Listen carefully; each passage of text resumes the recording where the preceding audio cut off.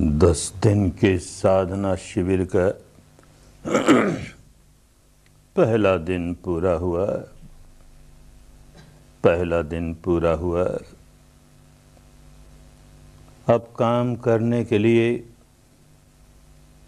9 दिन और रह गए हैं। काम ही करना है, घर बार छोड़कर आए हैं, गृहस्थ की जिम्मेदारियों को छोड़कर आए हैं। जो गृह त्यागी हैं वो भी अपने विहारों को, आश्रमों को छोड़कर आए हैं। तो तपने के लिए आए हैं। खूब तपना होगा। छुट्टी मनाने के लिए नहीं आए, पिकनिक करने के लिए नहीं आए, तपने आए हैं। बहुत परिश्रम करना होगा, बहुत पराक्रम करना होगा, बहुत पुरुषार्थ करना होगा। सुबह 4 साढ़े 4 बजे से रात को 9 साढ़े 9 बजे तक बहुत मेहनत, बहुत परिश्रम, बहुत पुरुषार्थ। हर शाम को इस समय घंटे सवा घंटे के लिए धर्म चर्चा होगी। वो बहुत आवश्यक है। वो बुद्धि विलास के लिए नहीं, वाणी विलास के लिए नहीं, किसी संप्रदाय विशेष की महत्ता स्थापित करने के लिए नहीं, किसी विशेष दार्शनिक मान्यता की महत्ता स्थापित करने के लिए नहीं। हर शाम को जो धर्म प्रवचन होगा वो इस साधना विधि को समझाने के लिए, उसके प्रति प्रेरणा जगाने के लिए। विधि को समझेंगे ही नहीं तो काम नहीं करेंगे, शंकाएं रहेंगी। काम करेंगे भी तो जैसे करना चाहिए वैसे नहीं करेंगे, गलत तरीके से कर जाएंगे। तो इस विद्या से जो लाभ मिलने वाला है उस लाभ से वंचित रह जाएंगे। 10 दिन के लिए आए हैं तो पूरा पूरा लाभ लेकर जाना है ना। तो तपना भी है और ठीक प्रकार से तपना है, जैसे तपना चाहिए। और वो तभी होगा जब इस विद्या को खूब अच्छी तरह समझोगे। ये भारत की बहुत पुरातन विद्या है, बहुत पुरातन। बार बार भारत में जागी है। भारत के लोगों का और फिर भारत के बाहर विश्व के लोगों का कल्याण किया है बार बार। लेकिन विद्या इतनी नाजुक है, इतनी शुद्ध है, इसमें सांप्रदायिकता टिक नहीं सकती। और कुछ समय, कुछ सदियां बीतने के बाद ये विद्या कुछ ऐसे बावले लोगों के हाथ में पड़ जाती हैं जो इसमें सांप्रदायिकता जोड़ देते हैं, कोई दार्शनिक मान्यता का बोझ जोड़ देते हैं, कोई कर्मकांड जोड़ देते हैं, या विधि में कुछ और नई बात जोड़ देते हैं।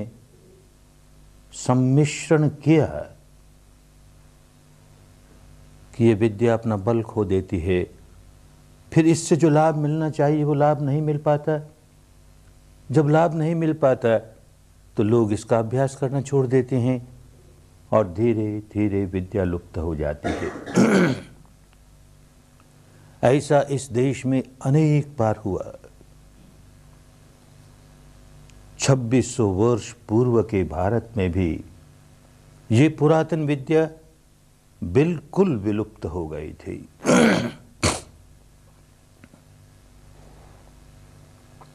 एक महापुरुष ने बहुत परिश्रम द्वारा, बहुत पुरुषार्थ द्वारा इस खोई हुई विद्या को खोज निकाला और उससे अपना कल्याण साधा, सर्वज्ञता प्राप्त की, बोधि प्राप्त की, मुक्त अवस्था प्राप्त की, वीतराग अवस्था प्राप्त की और फिर करुण चित्त से खूब बांटा, जीवन भर बांटा। और उसके बाद गुरु शिष्य परंपरा द्वारा ये विद्या अपने शुद्ध रूप में भारत का कल्याण करती रही। 4-5 सदियों तक ही कल्याण कर पाई। फिर इसमें सम्मिश्रण होने लगा और धीरे धीरे विलुप्त हो गई, विकृत होती गई, विलुप्त हो गई। सौभाग्य से जहां अनेक पड़ोसी देशों में गई, वहां एक पड़ोसी देश ने इस विद्या को अपने शुद्ध रूप में कायम रखा। उसमें जरा सा सम्मिश्रण नहीं होने दिया। जैसे भारत से प्राप्त हुई थी बस वैसे ही उसे कायम रखा। गुरु शिष्य परंपरा से पीढ़ी दर पीढ़ी, भले बहुत थोड़े से लोग ही इसका अभ्यास करते रहे। उस देश के आम लोग इसे भुला चुके थे। थोड़े से लोग ही गुरु शिष्य परंपरा द्वारा इसे अभ्यास करते हुए अनुभवों के स्तर पर इसे जीवित रखा।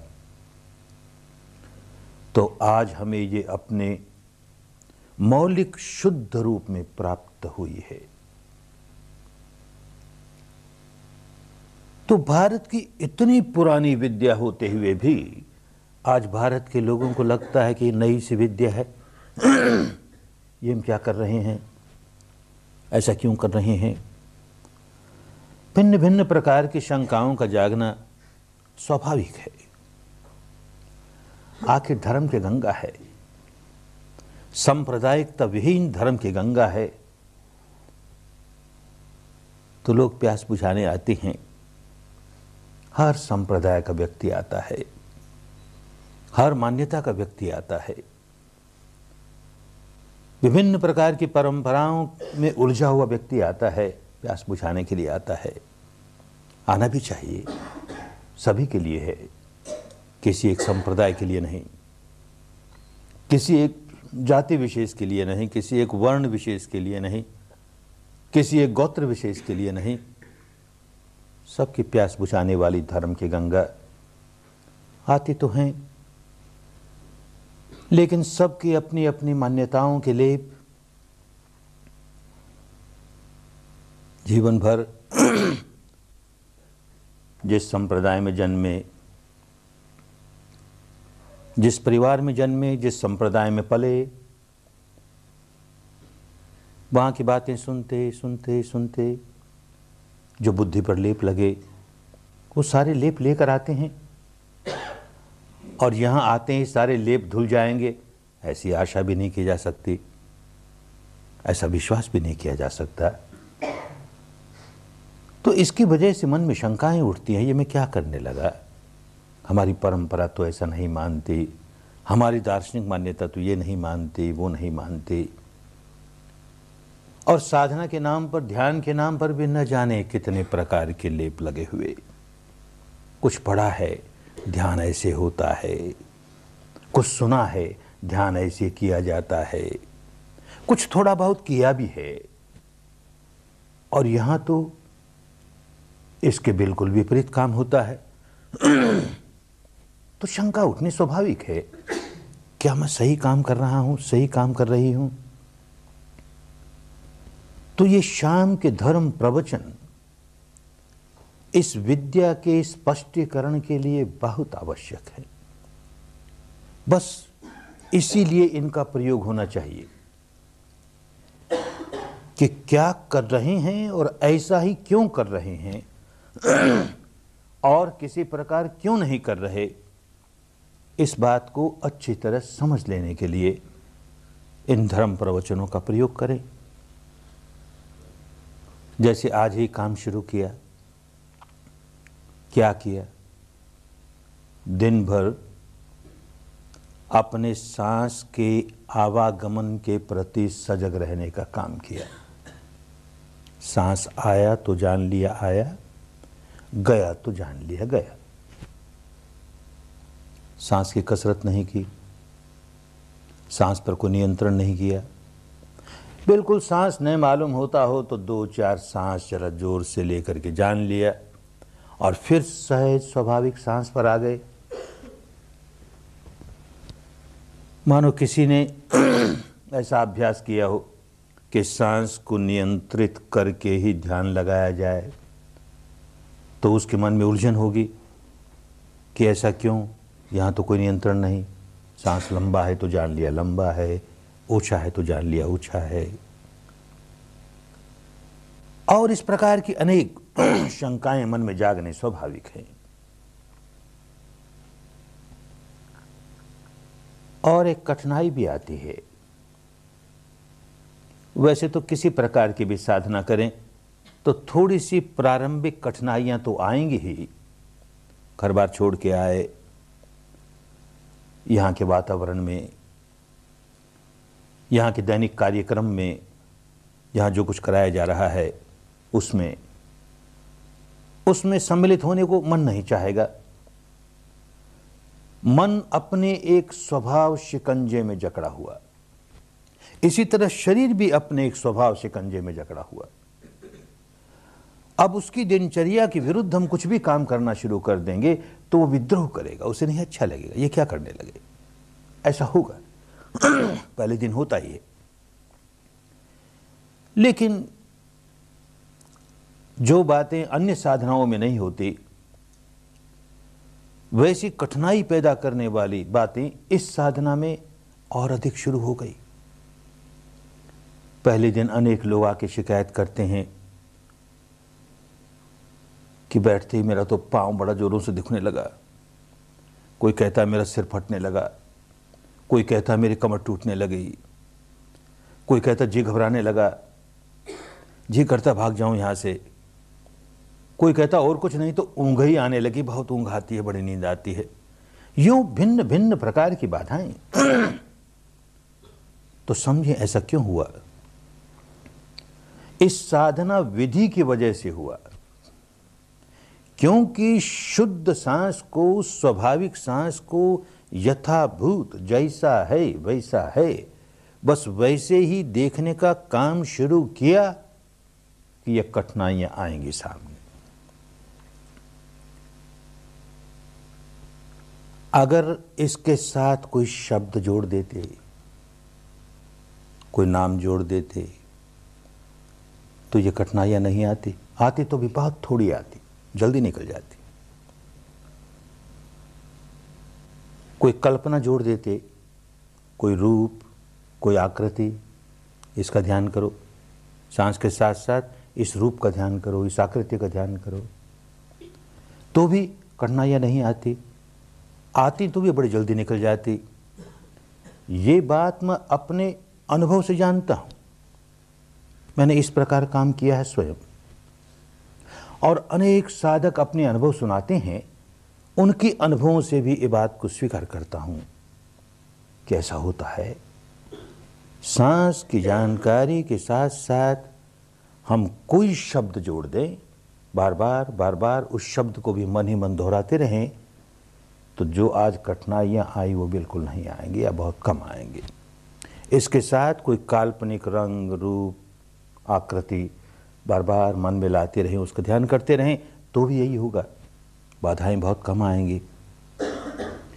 ये बात अपने अनुभव से भी जानता हूं, औरों के अनुभव को भी स्वीकारता हूं, फिर भी कहता हूं सांस को शुद्ध रखना, इसके साथ कोई शब्द मत जोड़ देना, कोई नाम नहीं, कोई मंत्र नहीं, इसके साथ कोई रूप, कोई आकृति, किसी प्रकार की कल्पना का चिंतन करना मत शुरू कर देना। तो आखिर क्यों कराते हैं? कोई कारण, बहुत बड़ा कारण है। एक बात तो ये अच्छी तरह समझ लेनी चाहिए कि ये साधना क्यों कर रहे हैं, इसका अंतिम लक्ष्य क्या है।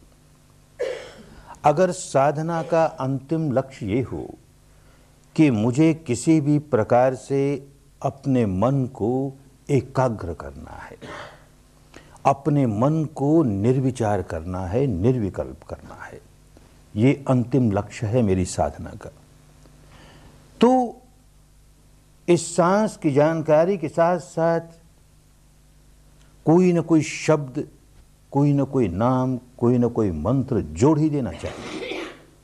कोई न कोई रूप, कोई न कोई आकृति, कोई न कोई कल्पना जोड़ ही देनी चाहिए। काम आसान हो जाएगा, बड़ी जल्दी वो लक्ष्य प्राप्त हो जाएगा। लेकिन इस मार्ग पर चलने वाले लोगों को अच्छी तरह समझ लेना चाहिए कि चित्त को एकाग्र कर देना, निर्विचार कर देना, निर्विकल्प कर देना, यह हमारा अंतिम लक्ष्य नहीं है। अंतिम लक्ष्य है चित्त को विकार विमुक्त कर देना, निर्विचार नहीं, निर्विकार कर देना, नितांत निर्मल हो जाए। अब चित्त को निर्विकार करने के लिए चित्त की एकाग्रता सहायक होती है, यह अच्छी बात। तो हमारे लिए एकाग्रता एक साधन मात्र है, साध्य नहीं है। साध्य हमारे लिए चित्त की निर्मलता है, निर्विकारता है। चित्त को एकाग्र किया जा सकता है, किसी विकार का सहारा लेकर भी चित्त को एकाग्र किया जा सकता है। राग का आलंबन लेकर चित्त को एकदम एकाग्र कर लिया जा सकता है, द्वेष का आलंबन लेकर के एकाग्र किया जा सकता है, मोह का, मूढ़ता का, अज्ञान का आलंबन लेकर के चित्त को एकाग्र किया जा सकता है। वो हमारे काम का नहीं। चित्त को निर्मल करना है। हमारी सबसे बड़ी कठिनाई जीवन की ये है कि मानस ऐसे स्वभाव शिकंजे में गिरफ्त हो गया, बंध गया कि जब देखो तब विकार पैदा करता है, विकार पैदा करता है और व्याकुल होता है, विकार पैदा करता है, व्याकुल होता है। चाहता कोई नहीं व्याकुल होना, सब चाहते हैं व्याकुलता से मुक्ति मिले, दुख से मुक्ति मिले। चाहते हैं दुख से मुक्ति मिले और करते ये हैं कि जिससे दुख बढ़ते जाता है, व्याकुलता बढ़ती जाती है, बढ़ती जाती है। क्योंकि विकार पर विकार जगाए जाते हैं।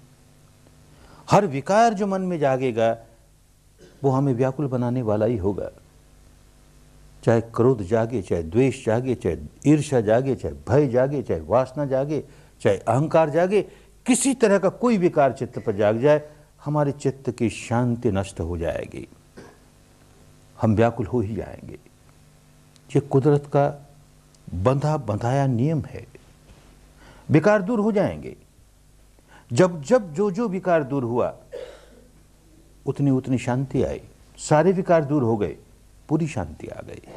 सही माने में हमने भीतर सुख शांति का अनुभव कर लिया। विकार भी कायम रहें और हम मुक्त अवस्था तक पहुंच जाएं, किसी की हम पर कृपा हो जाएगी, किसी की अनुकंपा हो जाएगी, किसी की दया हो जाएगी, तो भाई ये बात बहुत दिनों तक मैं भी मानता रहा, किसी की कृपा हो जाए, किसी की कृपा हो जाए, पर होती तो नहीं ना। कृपा करने वाले के पास कृपा की क्या कमी। क्यों संसार के सारे लोग विकारग्रस्त हैं, क्यों संसार के सारे लोग व्याकुल हैं। कृपा करने वाला क्यों नहीं कृपा करके इन सबको विकार मुक्त कर देता। क्यों नहीं ये सारे के सारे लोग अपने दुखों से छुटकारा पा जाते, व्याकुलता से छुटकारा पा जाते। नहीं पा रहे ना। तो स्पष्ट है कि हर व्यक्ति को अपने विकारों की मुक्ति स्वयं अपने प्रयत्न से करनी पड़ेगी, और उसके लिए अंतर्मुखी होना होगा। विकार हमारे भीतर जागते हैं, बाहर नहीं। घटना बाहर घटती है, घटना बाहर घटी और हमने विकार भीतर जगाए। तो विकार जहां जागता है उस अवस्था को हमने स्वयं नहीं जान लिया, तो ये विकार जगाने वाले स्वभाव को पलटेंगे कैसे? और विकारों का स्वभाव तो इतना गहरा भीतर, बड़ी मेहनत करनी पड़ती है। अपने बिहेवियर पैटर्न को, अंतर मन के बिहेवियर पैटर्न को, स्वभाव को पलटना आसान नहीं होता। ये काम अपने भीतर करना पड़ता है। बाहर का कोई कर्म कांड हमारे मन के विकारों को गहराइयों से निकाल दे, ये असंभव बात है। कोई दूसरा व्यक्ति हमारे मन के विकारों को गहराइयों से निकाल दे, ये असंभव बात है। हर व्यक्ति को स्वयं अपनी मेहनत से, अपने परिश्रम से, अपने पराक्रम से अपने भीतर विकारों की जड़ें निकालनी होती है, और ये सारा रास्ता इसी काम के लिए है। क्या सच्चाई है भीतर की, क्या सच्चाई है, इसे जानने का काम करना है। हमें कुछ नहीं मालूम, कुछ नहीं जानते, मानते जरूर हैं। हमारी परंपरा की ये मान्यता है, ये मान्यता है, इसलिए हम भी माने जा रहे हैं। हमारे शास्त्र ये कहते हैं, ये कहते हैं, इसलिए हम भी माने जा रहे हैं। भगवान बुद्ध ने ऐसा कहा, भगवान महावीर ने ऐसा कहा, कि कृष्ण ने ऐसा कहा, कि क्राइस्ट ने ऐसा कहा, कि मोहम्मद ने ऐसा कहा, इसलिए माने जा रहे हैं। बहुत होगा तो हमारी बुद्धि ने ऐसा कहा, ये बात तर्कसंगत लगती है, युक्ति संगत लगती है, इसलिए माने जा रहे हैं। या तो अति श्रद्धा के मारे माने जा रहे हैं, या बुद्धि से तर्क वितर्क करके माने जा रहे हैं। जानते नहीं।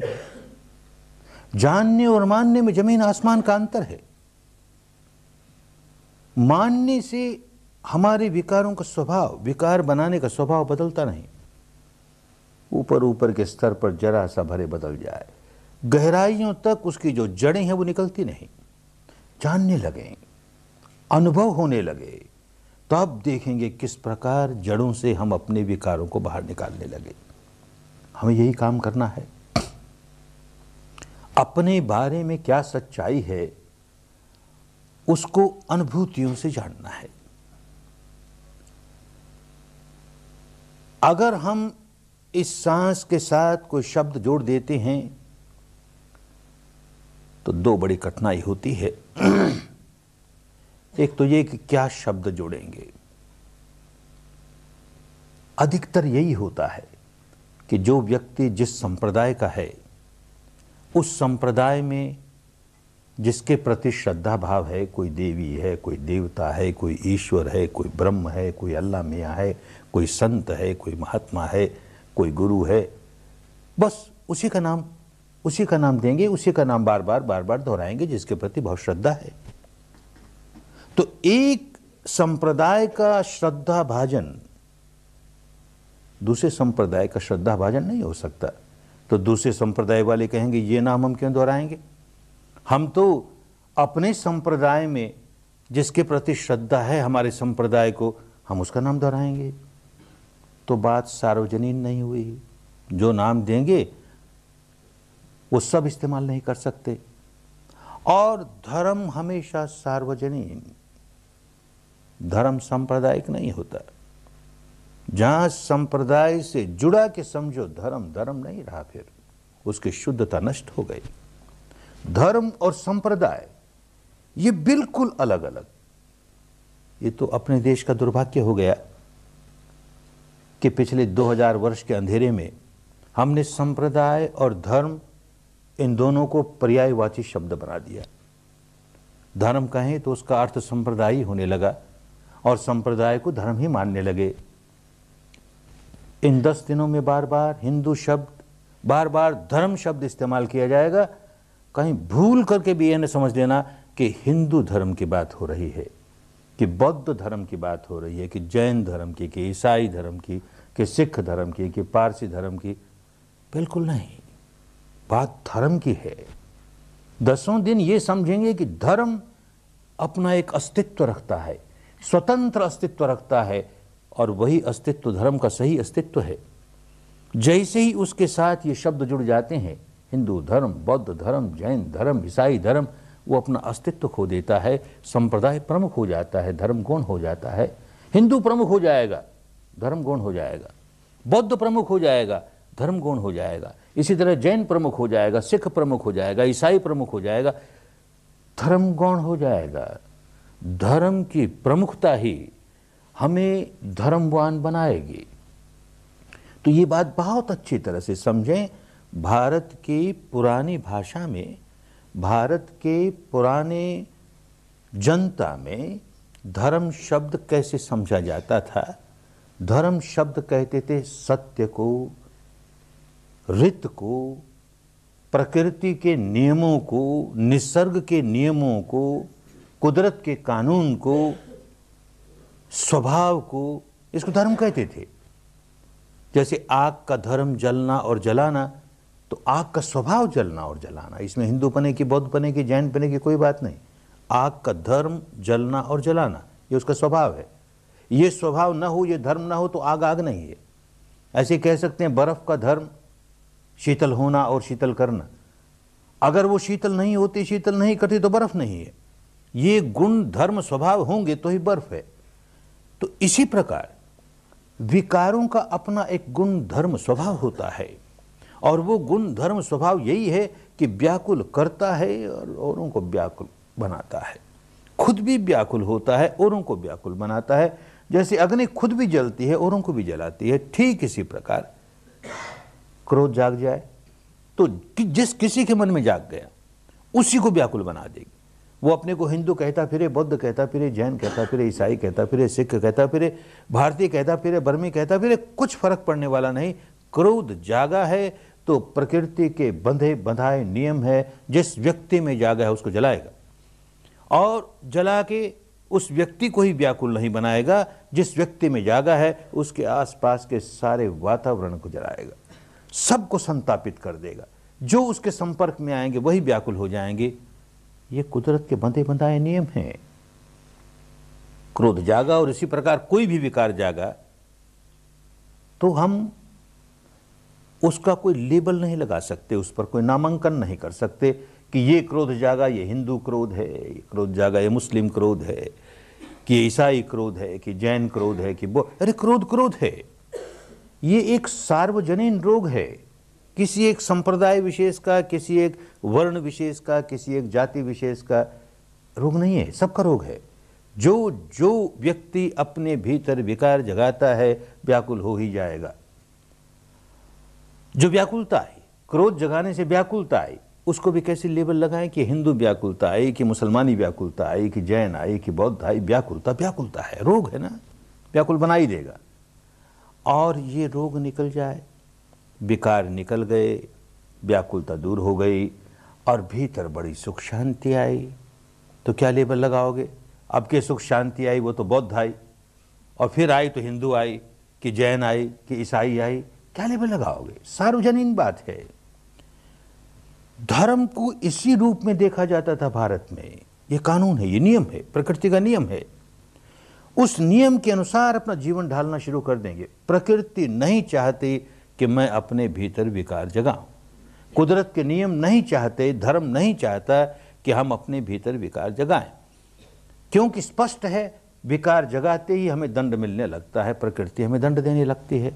प्रकृति चाहती है कि हम अपने चित्त को विकारों से विहीन रखें, क्योंकि विकारों से विहीन करते ही प्रकृति हमें पुरस्कार देना शुरू कर देती है, बड़ी सुख शांति देती है। सबके लिए एक जैसी बात है, हिंदू हो तो, बौद्ध हो तो, जैन हो तो, ईसाई हो तो, सिख हो तो, कुछ फर्क नहीं पड़ा ना। तो रोग हमारा सार्वजनीन है, इसका इलाज कभी सांप्रदायिक नहीं हो सकता। सार्वजनीन रोग का इलाज सार्वजनीन ही होगा। तो जैसे ही हमने सांस के साथ कोई सांप्रदायिक बात जोड़ दी तो इलाज ठीक इलाज नहीं हुआ। कोई नाम जोड़ दिया, कोई रूप या आकृति जोड़ दी, तो किसकी रूप आकृति जोड़ेंगे? किसी देवी की, देवता की, ईश्वर की, ब्रह्म की, संत की, महापुरुष की, जिसके प्रति बहुत श्रद्धा है उसी के न जोड़ेंगे। तो हर संप्रदाय के अलग अलग श्रद्धा भाजन, तो सार्वजनिक बात कहाँ हुई? ये बहुत मोटा मोटा कारण है, प्रमुख कारण नहीं है। प्रमुख कारण और दूसरा ही है, शुद्ध सांस का काम क्यों करेंगे? कोई शब्द जोड़ा और देखेंगे कि धीरे धीरे सांस की जानकारी तो छूट गई, वो शब्द ही बार बार मन में दोहराते दोहराते मन एकाग्र हो गया। मन तो एकाग्र हो गया।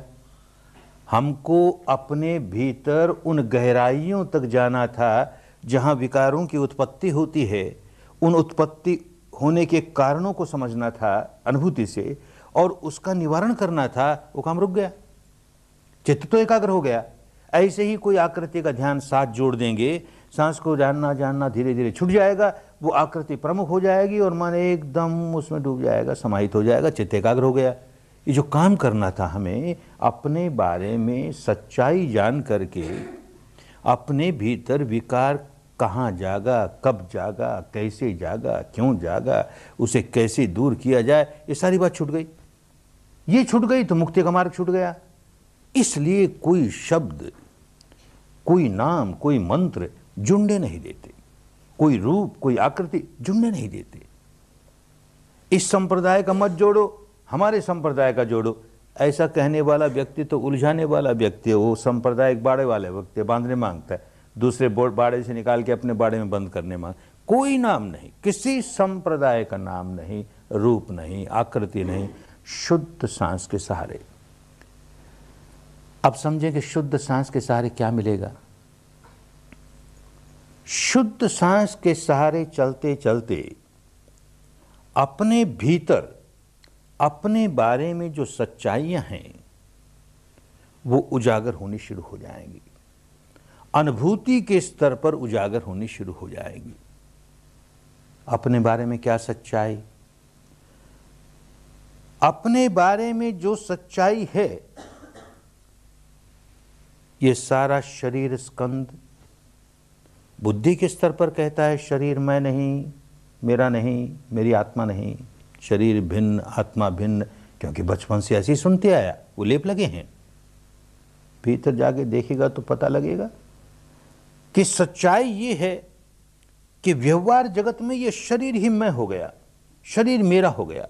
इस शरीर के प्रति ऐसा तादात्म्य स्थापित कर लिया, मैं मेरा, और इतनी आसक्ति पैदा कर ली कि इसकी वजह से, इस आसक्ति की वजह से तनाव पर तनाव पैदा करता है, तनाव पर तनाव पैदा करता है, विकार जगाता है, व्याकुल होता है। ऐसे ही ये चित्त स्कंद ऊपर ऊपर से बुद्धि के स्तर से खूब कहता है ये चित्त, ये मन, ये मैं नहीं, ये मेरा नहीं, ये मेरी आत्मा नहीं, अरे ये तो नश्वर है, भंगुर है। जैसे शरीर नश्वर है, भंगुर है, वैसे ये भी नश्वर है, भंगुर है। ये तो ऊपर ऊपर से मानने की बात हुई ना। जब जानने लगोगे अंदर जाके तो पता लगेगा व्यवहार के लिए सच्चाई ये है कि ये मन ही, ये चित्त ही मैं हो गया, मेरा हो गया। इसके प्रति कितना गहरा तादात्म्य स्थापित हो गया, कितनी गहरी आसक्ति पैदा हो गई, और इस आसक्ति की वजह से कितना तनाव जगाने लगा, कितनी व्याकुलता जगाने लगा, कितनी गांठें बांधने लगा। कि सच्चाई अपने भीतर, शरीर के बारे में सारी सच्चाई जान जाएं, चित्त के बारे में सारी सच्चाई जान जाएं, तो अपनापे के बारे में, इसी को पुरानी भाषा में कहा आत्मदर्शन। आत्मदर्शन माने स्वयं, जिसको मैं किए जा रहा हूं, उसको अनुभूतियों से जानूं, वो आत्मदर्शन, वो स्वयं। इसी को कहा सत्य दर्शन। सत्य बिना अनुभूति की हुई बातों को सत्य मान लेना सत्य नहीं कहा जाता था भारत में। अनुभूति से जिस सच्चाई को जाना, मेरे लिए वही सत्य है। किसी अन्य को अनुभव हुआ, ये उसके लिए सत्य है, मेरे लिए सत्य नहीं है। मैं तो कल्पना करूंगा उसकी केवल।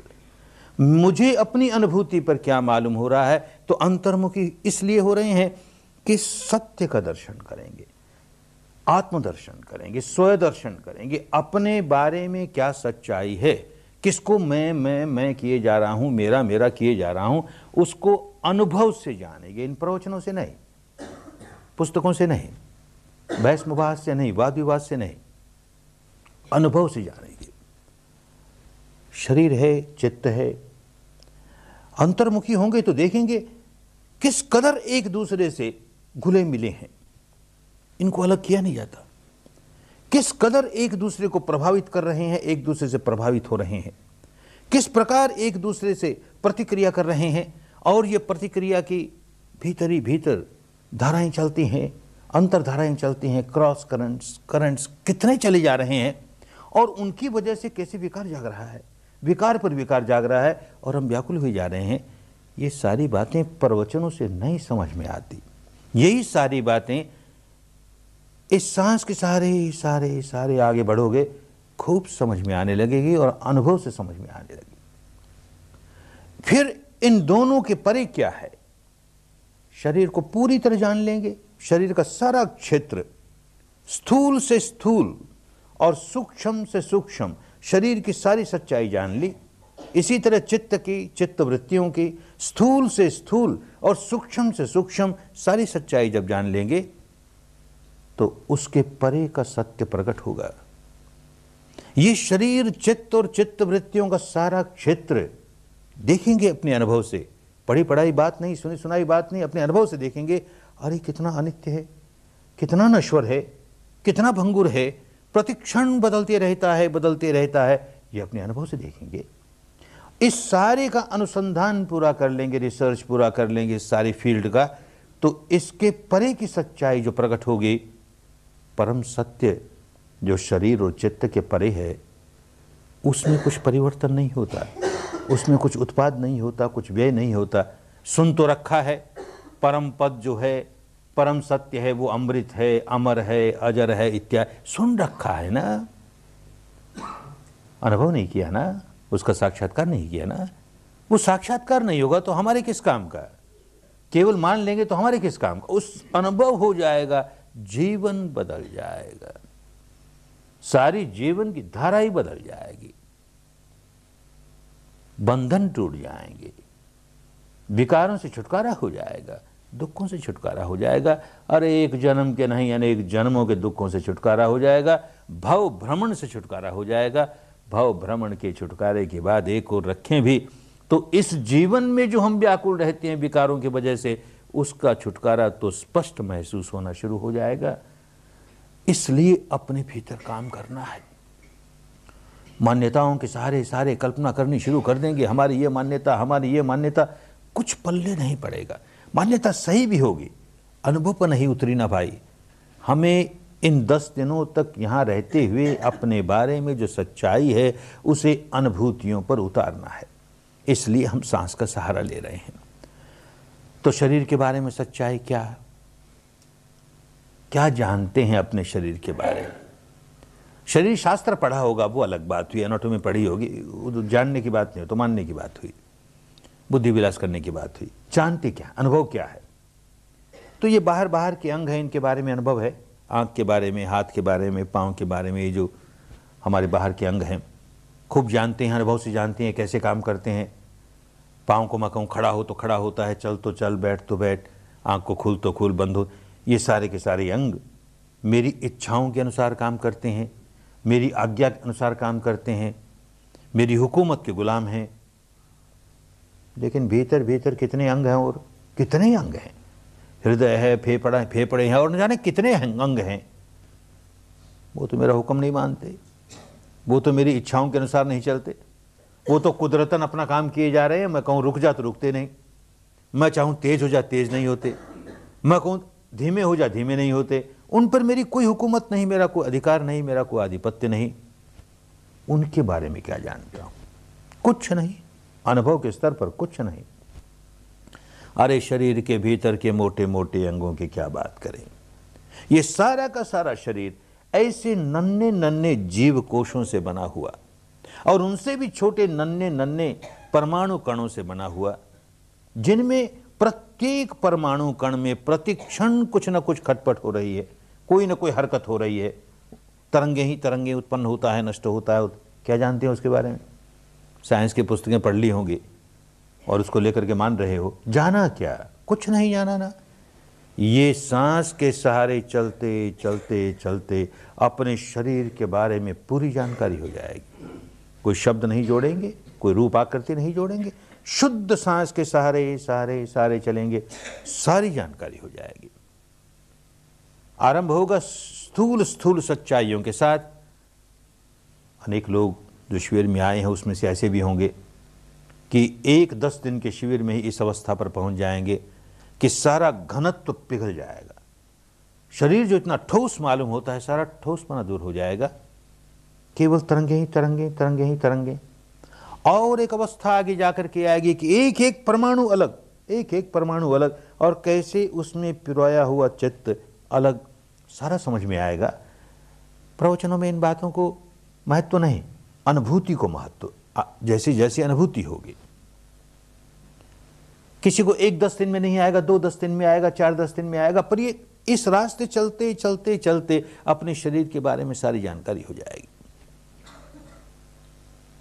शरीर के बारे में सारी जानकारी करने के लिए कोई एक माध्यम चाहिए, चित्त के बारे में सारी जानकारी करने के लिए कोई एक माध्यम चाहिए, कोई टूल चाहिए, उसके सहारे हम ये जानकारी कर सकें। तो ये जो सांस का माध्यम हमें मिला, ये हमें ज्ञात अवस्थाओं से शरीर और चित्त संबंधी अज्ञात अवस्थाओं की ओर अपने आप ले जाएगा, और शरीर और चित्त के परे की जो अवस्था हो तो बिल्कुल अज्ञात हमारे लिए, वहां तक भी ले जाएगा, उसका भी साक्षात्कार करा देगा। एक उदाहरण से समझें, कोई व्यक्ति नदी के इस तट पर रहने वाला, नदी के इस तट की सच्चाई खूब जानता है, क्योंकि इस तट पर रहता है, अनुभव है उसे। कोई नदी पार करके उस तट पर चला जाए और आकर के कहे, अरे उस तट का क्या कहना, ऐसा मनोरम है, ऐसा सुहावना है, तो इस आदमी के मन में आए कि अरे मैं भी उसका दर्शन करूं, मैं भी उसके मनोरमता का सुख भोग के देखूं, और इसी तट पर बैठ करके हाथ जोड़ करके डबडबाई आंखों से और कातर स्वर से करे प्रार्थना, ऐ नदी के वो तट तू यहाँ आ जा, ऐ नदी के वो तट तू यहाँ आ जा, मैं तेरा दर्शन करना चाहता हूँ, मैं तेरी मनोरमता का सुख भोगना चाहता हूँ, तू यहाँ आ जा। सारे जीवन रोता रह जाएगा। नदी का वो तट यहाँ आने वाला नहीं, आ ही नहीं सकता।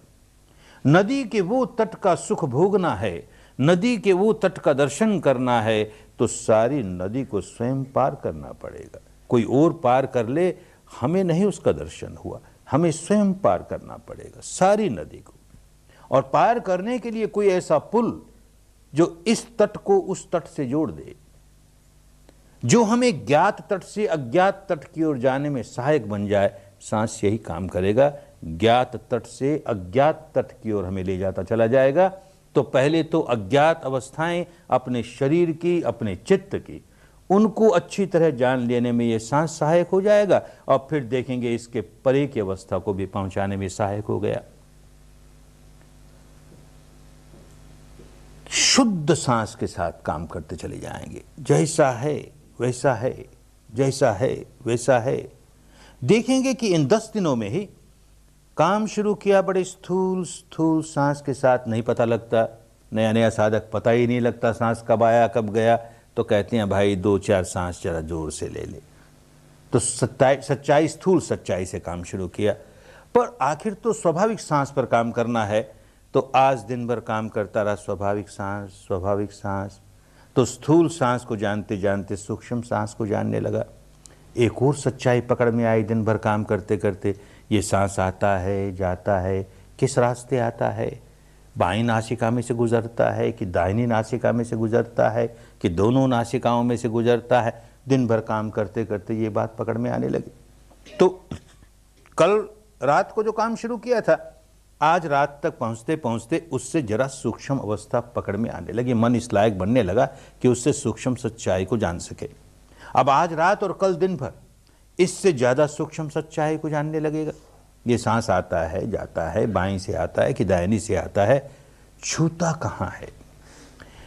एक बात और समझ लेनी चाहिए, इस विधि को अच्छी तरह समझने के लिए मन को हम जितने छोटे से स्थान पर रखेंगे और छोटे से स्थान पर देर तक काम करते चले जाएंगे, मन उतना ही सूक्ष्म होता चला जाएगा, उतना ही तीक्ष्ण होता चला जाएगा, उतना ही संवेदनशील होता चला जाएगा, और उससे अधिक सूक्ष्म अवस्थाओं का अनुभव करने लायक होता चला जाएगा।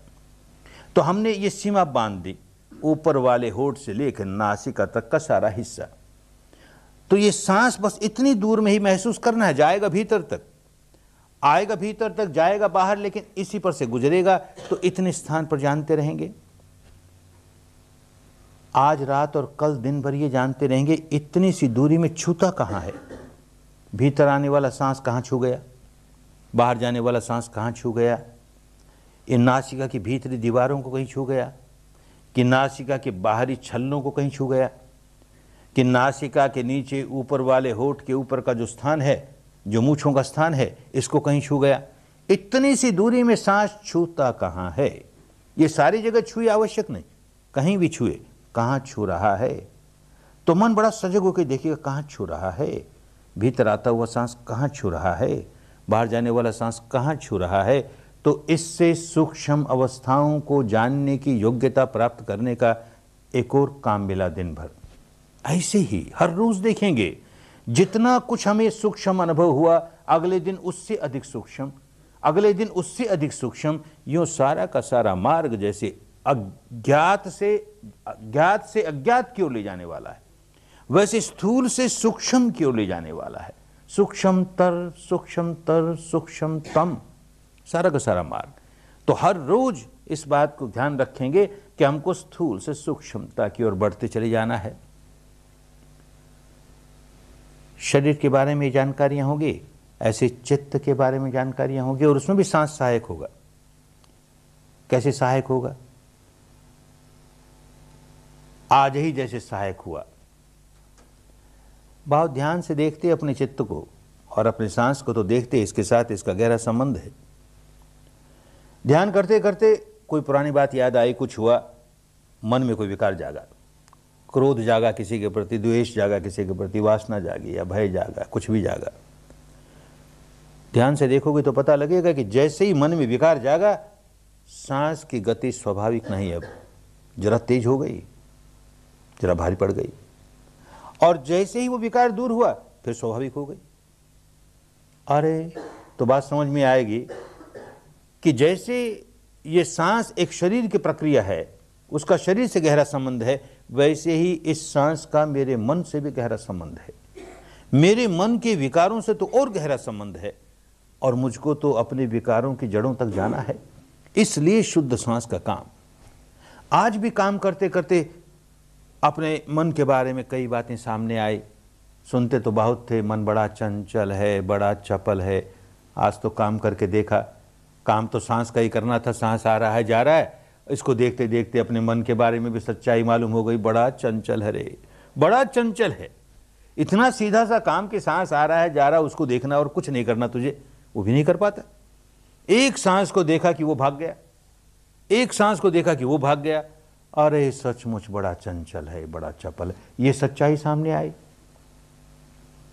एक और सच्चाई कि ये भागता तो है, पर कहां भागा, कहां कहां भागा।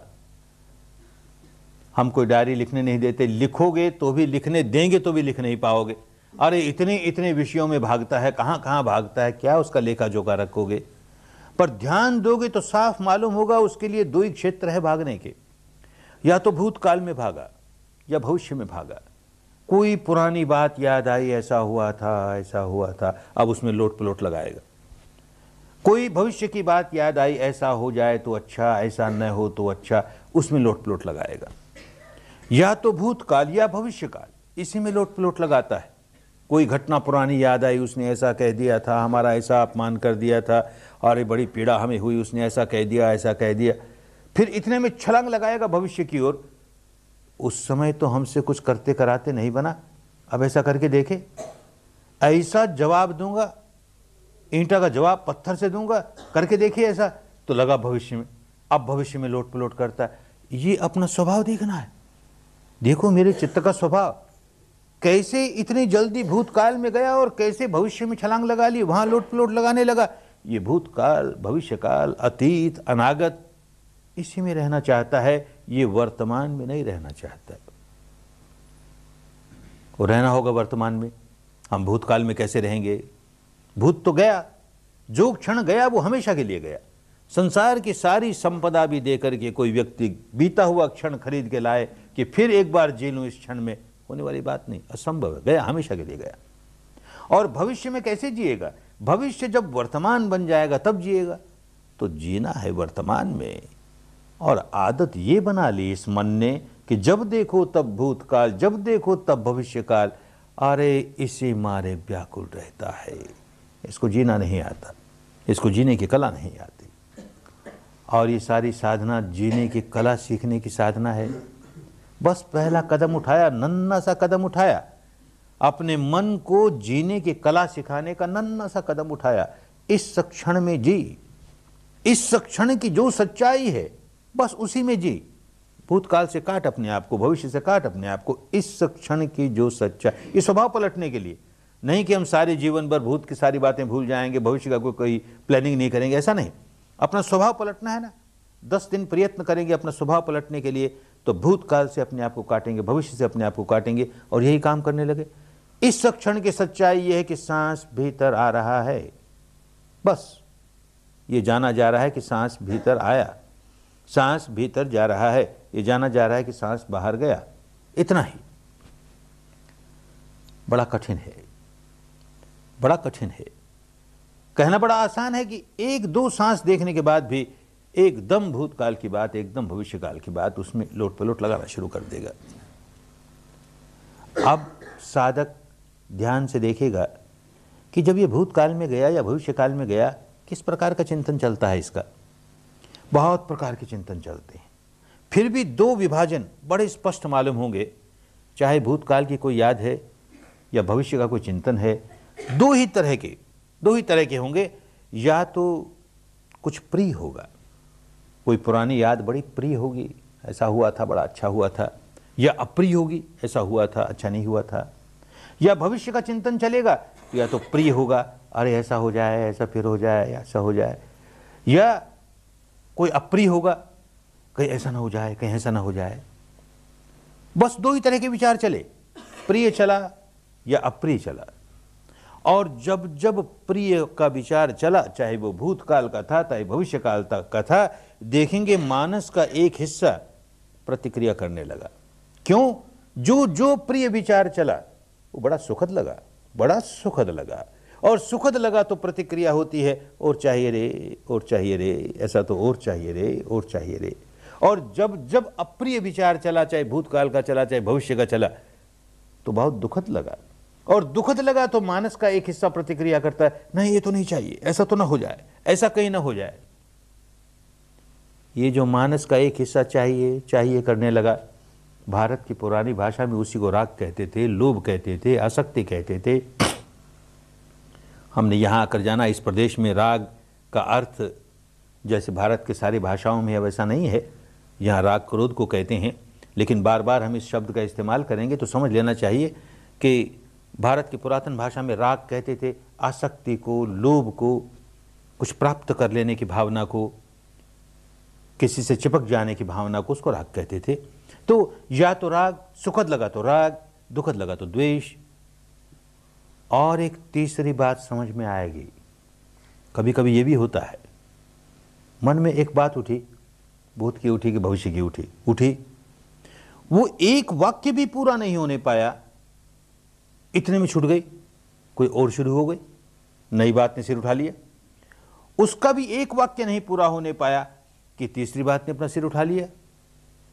अरे ये क्या अवस्था हमारी कि बिना ही किसी सिलसिले के, बिना ही किसी श्रृंखला के, बिना ही किसी तारतम्य के किस तरह के विचार चल रहे हैं जिनका आपस में कोई तालमेल नहीं। तो समझेगा कि यह पागलपन है, बहुत बड़ा पागलपन है। दुनियादारी की भाषा में किसको पागल कहते हैं? जिस व्यक्ति के विचारों की श्रृंखला न हो, कोई तारतम्य नहीं हो, उसको पागल कहते हैं। उदाहरण से समझें कि एक व्यक्ति जिसे लोग पागल कहते हैं, जो पागल है, भूखा है 4 दिन का, और मुझे बड़ी करुणा जागी और मैंने थाली भर के उसको भोजन की परोस दी। बड़ा खुश हुआ, भूखा है ना, बैठ गया खाने के लिए। एक कोर तोड़ा, इतने में विचारों की श्रृंखला टूट गई। कुछ और विचार आ गया, मैं तो गुसल खाने में आया हूँ, नहाने के लिए आया हूँ, और ये साबुन का टुकड़ा है और मुझको अपना शरीर धोना है, साफ करना है। अब उस कोर से, उस ग्रास से अपने शरीर को रगड़ने लगा। इतने में वो बात भी खत्म हुई, कोई और बात आ गई मन में, ये जो आदमी आया है ना, ये मेरा दुश्मन है और ये मुझे मारने आया है। अरे मार ही देगा तो कैसे बचाऊं, ये हथगोले हैं। इनसे बचाऊं, फेंकता है, ये हथगोले फेंक दूंगा, ये मर जाएगा तो मैं बच जाऊंगा, सारी रोटियां फेंक दी। ऐसे आदमी को पागल कहते हैं ना। अपने आप को जांच के देखेंगे, सब के सब पागल है ना। भीतर देखेंगे, एक बात खत्म नहीं होने पाती दूसरी सिर उठा लेती है, वो खत्म नहीं होने पाती तीसरी सिर उठा लेती है। यद्यपि बाहर की दुनियादारी की भाषा में पागल नहीं है, क्योंकि ऐसा व्यवहार नहीं करते, पर भीतर तो यही चल रहा है। तो तीन ही बात होती है भीतर, या तो कुछ प्रिय लगता है, सुखद लगता है तो राग जगाता है, या अप्रिय लगता है, दुखद लगता है तो द्वेष जगाता है, या इस तरह का पागलपन जिसमें कोई तारतम्य नहीं, ऐसे विचार फूटते हैं, कभी कुछ, ऐसी मोह मूढ़ता है, ऐसा अज्ञान है। तो एक बात समझ में आएगी कि मेरा चित्त प्रतिक्षण या तो राग रंजित रहता है, या द्वेष दूषित रहता है, या मोह विमूढ़ित रहता है। जितने भी और विकार जागते हैं, दर्जनों दूसरे विकार, सब इन तीन से ही जागते हैं, राग से, द्वेष से, मोह से, राग से, द्वेष से, मोह से। अरे इन जड़ों तक अपने आप को नहीं सुधारूंगा, मेरा कल्याण कैसे होगा, मेरी मुक्ति कैसे होगी, खूब समझ में आने लगेगा। तो इन गहराइयों तक जाने के लिए सांस बहुत सहायक होगा। अपने बारे में शरीर संबंधी जो सच्चाई है, चित्त संबंधी जो सच्चाई है, उसको अनुभूतियों से जानने का काम होगा। अनुभूतियों से जानने के काम कर रहे हैं, इसमें कुछ और नई बात नहीं जोड़ते, इसीलिए ये सारी प्रतिक्रियाएं होनी शुरू हो गई। यहाँ पीड़ा हुई, वहाँ पीड़ा हुई, ऐसा हुआ, जी घबराया, ये भागने को जी चाहा, क्यों, ये क्यों हुआ, उसे भी समझें। दिन भर काम करते हुए मुश्किल से बीच बीच में कुछ क्षण ऐसे आते हैं, काम तो बड़ा सरल है कि बस केवल सांस को आ रहा है तो जान आ रहा है, जा रहा है तो जान जा रहा है, और कुछ नहीं करना तुम्हें। लेकिन न जाने कितने प्रकार के चिंतन आते हैं और ये काम नहीं हो पाता। कोई कोई क्षण तो मिलता है जबकि इतना ही जानता है, सांस आ रहा है या जा रहा है, तो सच्चाई को जान रहा है। भले बड़ी स्थूल सच्चाई है, कल्पना नहीं है इसमें, कोई मान्यता की बात नहीं है, कोई दर्शन नहीं इसमें समाया हुआ, कोई दार्शनिक बात नहीं है, सच्चाई है। सांस आ रहा है, जा रहा है, तो मोह मूढ़ता नहीं है। एक बात हुई, अब सांस आ रहा है तो आते हुए सांस के प्रति राग नहीं जगाता, सांस और चाहिए रे, और चाहिए रे, कौन करता है ऐसे? सांस आ रहा है वो तो आएगा ही, दूसरा आ जाएगा, तीसरा आ जाएगा, उसके प्रति राग क्या जगाएगा? ऐसे जा रहा है तो उसके प्रति द्वेष नहीं जगाता, जल्दी चला जाए, हमें नहीं अच्छा लगता, जल्दी चल नहीं जगाता। आ रहा है, जान रहा है, जा रहा है, जा रहा है, जान रहा है। तो वो क्षण ऐसा मिला कि जिसमें राग भी नहीं, जिसमें द्वेष भी नहीं, जिसमें मोह मूढ़ता भी नहीं, तो बड़ा पवित्र क्षण मिला, शुद्ध क्षण मिला। वो शुद्ध क्षण हमारे अंतर मन के गहराइयों में हमने जो संग्रह कर रखा है, अनेक जन्मों का संग्रह है। अनेक जन्म को कोई नहीं मानता, न माने, इस जन्म का भी कम संग्रह नहीं है। राग का, द्वेष का, मोह का, विकारों का ढेर इकट्ठा कर रखा, गंदगी इकट्ठी कर रखी है। ये क्षण निर्मलता का और वो सारा का सारा मैल का, जैसे ही दोनों का परस्पर संपर्क होता है, बड़े जोरों का विस्फोट होता है। धन और ऋण, पॉजिटिव और नेगेटिव मिले और बड़े जोरों से विस्फोट होगा, जैसे कोई भूचाल आ गया, ज्वालामुखी फूट पड़ी। उसका स्वभाव है। हमने अंतर मन के हमारे जो रोग थे, हमारे जो विकार थे, उनको छेड़ दिया। वो उभर करके ऊपर आएंगे, उनकी उदीर्णा होगी। और मन और शरीर का इतना गहरा संबंध है कि मन के विकार जब उभर करके चित्त के ऊपरी हिस्से पर आते हैं तो शरीर पर प्रकट होते हैं। तो कहीं पीड़ा हुई, कहीं भारीपन हुआ, कहीं ये हुआ, हाय रे मरा रे, क्या हो गया रे, क्या हो गया रे, ये तुम्हारे कल्याण के लिए हो रहा है। ऑपरेशन शुरू हो गया, इसका मतलब ऑपरेशन शुरू हो गया। घाव को काटा, उसमें पीप थी, वो बाहर आई। पीप तो भरी हुई है ही, विकार तो भरे हुए हैं ही। घाव को काटोगे, उसमें पीप है तो पीप ही बाहर आएगी, गुलाब जल कहां से बाहर आएगा? आए, वो बड़े कल्याण की बात। ऐसी उदीर्णा होगी, उसको देखते चले जाओगे साक्षी भाव से, तटस्थ भाव से, उसकी निर्जरा होती जाएगी, उसका क्षय होता जाएगा, उससे छुटकारा होता चला जाएगा। उतने उतने दुखों से मुक्ति होती चली जाएगी, जितने जितने विकारों से मुक्ति होती चली जाएगी। ये बात खूब समझ में आने लगेगी। फिर भी एक उदाहरण से समझें। किसी गृहिणी ने अपने रसोई घर में भोजन पकाने के लिए चूल्हा जलाया, आग जलाई, उसमें भोजन पका लिया, वो काम तो पूरा हुआ। अब इस आग को बुझाएगी, क्या करेगी? आग क्यों रखेगी? एक चुल्लू ठंडा पानी लेकर के उस पर फेंकती है, उसको बुझाने के लिए। ये ठंडा पानी उस गर्म चूल्हे की आग को लगता है, कितनी प्रतिक्रिया होती है। वहीं से प्रतिक्रिया होती है, कुछ धुआं उठेगा, जोर से धुआं उठेगा और एक छूं करके आवाज आएगी। एक चल्लू फिर डालेगी, फिर छू करके आवाज आएगी, वो छू छू की प्रतिक्रिया चलती ही रहेगी जब तक कि उस चूल्हे का तापमान इस पानी के तापमान के बराबर नहीं हो जाएगा। वो चूल्हा भी उतना ही ठंडा हो गया जितना पानी ठंडा है, अब कोई छूछा नहीं होती। तो जब तक विकार लिए बैठे हैं और एक क्षण की भी शुद्धता आई, तब तब इस तरह की प्रतिक्रिया होनी स्वाभाविक है और अच्छा है। कभी कभी कोई कहता है कि क्या करूं, ये जो आप दिन भर बैठा देती हैं इसलिए पीड़ा होती है। अरे तो बैठते ही पीड़ा शुरू हो जाती है ना भाई, क्यों हो जाती है? अरे जरा सोच के देखो, किसी सिनेमा में जाते हो, किसी खेल तमाशे में जाते हो, घंटों बैठे रहते हो ना, कोई पाँव नहीं बदलना पड़ता, ना पाँव फटता है, ना सिर फटता है, न भागने को जी चाहता है। यहाँ क्या हो गया? समझो क्या हो गया। उस सिनेमा में, उस नाच घर में, उस खेल तमाशे में क्या होता है? भीतर आग जल रही है, हमें नहीं पता, कभी भीतर देखा नहीं ना।